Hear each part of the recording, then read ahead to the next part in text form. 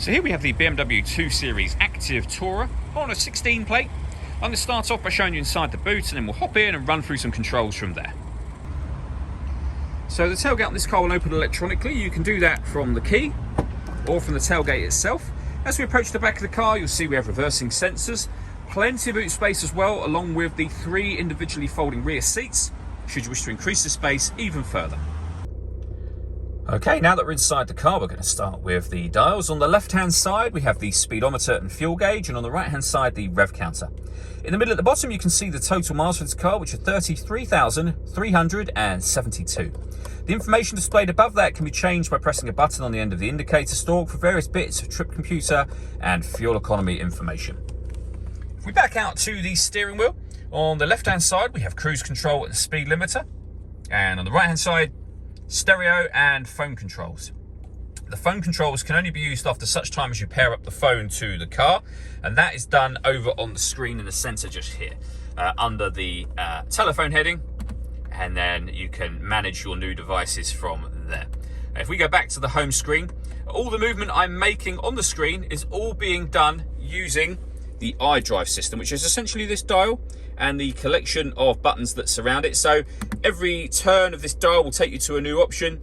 You can access your main menu, satellite navigation, all from there if you wish to, but otherwise while you're driving, the dial is probably the easiest thing to use. So for example, if you want to access your radio, you can push the button down and you'll see that the car has got FM, AM and DAB radio. You can access multimedia from up here. You can pair your telephone. Multimedia is where you can listen to your own music, so you have a CD player. External devices are things you can plug in or connect, so USB input, Bluetooth audio and auxiliary input.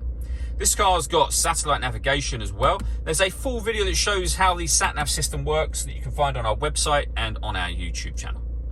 Working our way down from that, we have the CD player and the main volume for the stereo. Underneath that, we have dual zone climate control. So if I move the gear lever out of the way, you can turn the fan speed up and down using these buttons just here. You can increase and decrease the temperatures for both driver and passenger. When you're happy with those settings, this button turns your air conditioning on. It'll turn it off again as well, of course, or hit auto.